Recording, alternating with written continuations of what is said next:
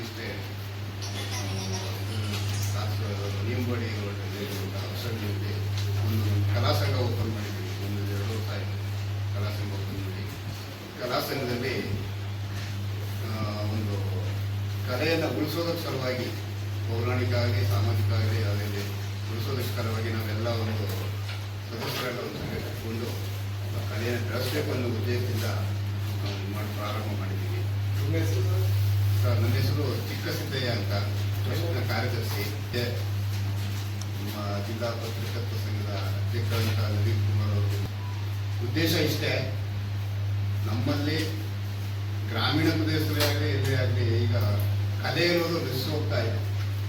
ಅದನ್ನು ಬೆಳೆಸಬೇಕು, ಉಳಿಸ್ಬೇಕು, ನಮ್ಮ ಮುಂದಿನ ಪೀಳಿಗೆಗೆ ಅದನ್ನು ಇದಾಗಬೇಕು, ಪ್ರಯೋಜನ ಆಗಬೇಕು ಅನ್ನೋ ಉದ್ದೇಶದಿಂದ ನಾವು ಇದೊಂದು ಸಂಘ ಓಪನ್ ಮಾಡ್ಕೊಂಡು ಎಲ್ಲ ನಮ್ಮ ಸಂಘ ಸದಸ್ಯರು ಎಲ್ಲ ಇಂಜಿನಿಯರ್ಸ್ ಇದ್ದಾರೆ, ಡಾಕ್ಟರ್ಸ್ ಇದ್ದಾರೆ, ಕೆಲವರು ಉದ್ಯೋಗಗಳಿದ್ದಾರೆ, ಎಲ್ಲರೂ ಕೆಲವರು ನಿವೃತ್ತಿಗಳಿದ್ದಾರೆ, ಯಾರು ಕೆಲಸದಲ್ಲಿದ್ದಾರೆ.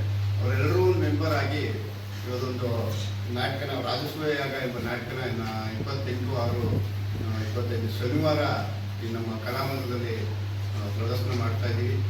ಅದಕ್ಕೆ ತಾವೆಲ್ಲರೂ ತಮ್ಮ ಒಂದು ನಾಟಕದ ಪ್ರಚಾರಕ್ಕಾಗಿ ತಾವೆಲ್ಲ ನಮಗೆ ಸಹಕಾರ ನೀಡಬೇಕು, ಮತ್ತು ಹೆಚ್ಚಿನ ಹೆಚ್ಚಿಗೆ ಕಲಾಭಿಮಾನಿಗಳು ಬರಬೇಕು ಅನ್ನೋ ಉದ್ದೇಶದಲ್ಲಿ ಈ ಕಥೆಯಲ್ಲಿ ನಮ್ಮ ಖಜಾಂಚರ್ ಮಾತಾಡ್ತಾರೆ. ನಾನು ರಾಮಲಿಂಗೇಗೌಡ ಅಂತ ಹೇಳ್ಬಿಟ್ಟು, ನಾನು ವೃತ್ತಿಯಲ್ಲಿ ತೆರಿಗೆ ಸಲಹೆಗಾರರು. ನಮ್ಮ ಒಂದು ಮಂಡ್ಯದಲ್ಲಿ ಕಲೆಯನ್ನು ಉಳಿಸಿ ಬೆಳೆಸ್ಕೊಂಡು ಹೋಗಬೇಕು ಅನ್ನೋ ಒಂದು ದೃಷ್ಟಿಯಲ್ಲಿ ನಮ್ಮ ಸ್ನೇಹಿತರಾದಂಥ ಡಾಕ್ಟರ್ ಎ.ವಿ. ಉಮೇಶ್ ಅವರು, ಇವರು ಪ್ರಸ್ತುತ ಕೆಸ್ತೂರಿನಲ್ಲಿ ಕ್ಲಿನಿಕನ್ನು ಇಟ್ಕೊಂಡು ಸೇವೆಯನ್ನು ಸಲ್ಲಿಸ್ತಾ ಇದ್ದಾರೆ. ಅವರಿಗೆ ರಂಗಭೂಮಿಯಲ್ಲಿ ಬಹಳ ಆಸಕ್ತಿಯನ್ನು ಹೊಂದಿರುವಂಥವರು, ಬಹಳ ಮಾನ್ಯರು. ಅವರು ನಮ್ಮನ್ನೆಲ್ಲ ಸೇರಿಸಿ ಒಂದು ಟ್ರಸ್ಟ್ ಮಾಡಿ ಒಂದು ಕಲೆಯನ್ನು ಬೆಳೆಸ್ಕೊಂಡು ಹೋಗಬೇಕು. ಮಂಡ್ಯದಲ್ಲಿ ಕಲೆಗೆ ಬಹಳ ಬೆಲೆ ಇದೆ. ಬಹಳ ಹಿಂದಿನಿಂದಲೂ ಕಲಾ ಪೋಷಕರು ತುಂಬಾ ಶ್ರಮ ವಹಿಸಿ ಅವರ ಈ ಕಲೆಯನ್ನು ಉಳಿಸ್ಕೊಂಡು ಬಂದಿದ್ದಾರೆ. ಅದನ್ನ ನಾವು ಕೂಡ ಉಳಿಸ್ಕೊಂಡು ಬೆಳೆಸ್ಕೊಂಡು ಹೋಗ್ಬೇಕು ಅನ್ನೋ ಒಂದು ದೃಷ್ಟಿನಲ್ಲಿ ಮಧುರ ಮಂಡ್ಯ ರಂಗಕಲಾ ಟ್ರಸ್ಟ್ ಎಂಬ ಒಂದು ಟ್ರಸ್ಟ್ ಅನ್ನ ಈಗ ಸುಮಾರು 2 ವರ್ಷದಿಂದ ಪ್ರಾರಂಭ ಮಾಡಿದ್ವಿ. ಅದಕ್ಕೆ ಈ ತಿಂಗಳು 2 ವರ್ಷ ಪೂರೈಸ್ತಾ ಇರೋ ಒಂದು ಸಂದರ್ಭದಲ್ಲಿ ನಾವೆಲ್ಲರೂ ಸೇರಿ ಒಂದು ನಿರ್ಣಯ ಮಾಡಿ ಈ ವರ್ಷ ಒಂದು ಕಲಾ ಪ್ರದರ್ಶನವನ್ನ ಮಾಡಬೇಕು ಅಂತ ಹೇಳಿ. ನನಗೆ ಕಲೆಯಲ್ಲಿ ಆಸಕ್ತಿ ಇತ್ತಷ್ಟೇ, ಕಲೆಯಲ್ಲಿ ಯಾವಾಗಲೂ ಕೂಡ ಭಾಗವಹಿಸಿರ್ಲಿಲ್ಲ.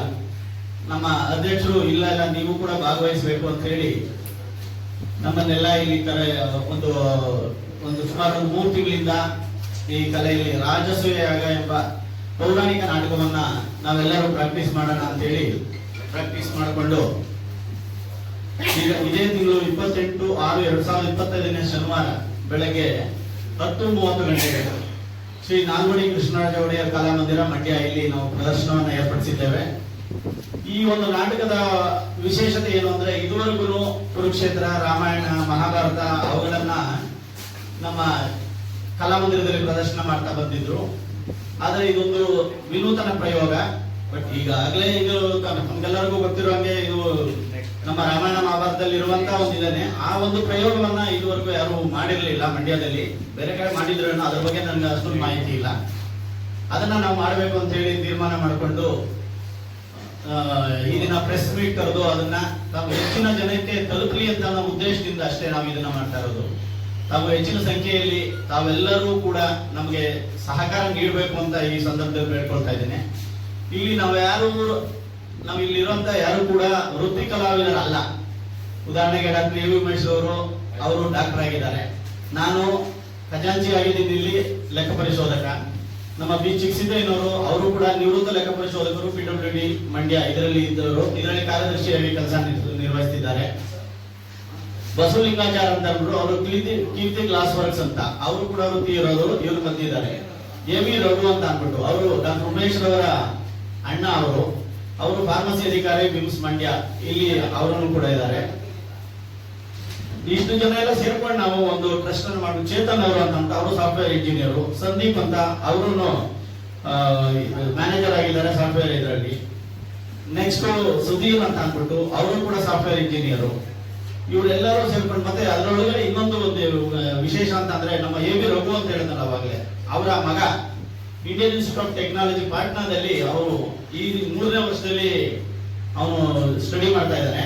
ಅವನು ಕೂಡ ಇದರಲ್ಲಿ ಕಣ್ಣನ್ ಪಾಠನ ಮಾಡ್ತಾ ಇದ್ದಾನೆ. ಇದೊಂದು ವಿಶೇಷತೆ ಇದರಲ್ಲಿ. ಮತ್ತೆ ಡಾಕ್ಟರ್ ಉಮೇಶ್ ಅವರ ಮಗ ಸಿಬಿ ಚಕ್ರವರ್ತಿ ಅಂತ ಹೇಳ್ಬಿಟ್ಟು ಅವನು ಕೂಡ BE ಪದವೀಧರ. ನಾನು ಏನಕ್ಕೆ ಇದನ್ನೆಲ್ಲ ಹೇಳ್ತಾ ಇದ್ದೀನಿ ಅಂದ್ರೆ, ನಾವು ವೃತ್ತಿಯಲ್ಲಿ ರಂಗಕಲಾವಿದರಲ್ಲ, ವೃತ್ತಿಯನ್ನ ಈ ರಂಗಕಲೆಯನ್ನು ಉಳಿಸಬೇಕು ಅನ್ನೋ ಉದ್ದೇಶದಿಂದ ನಾವು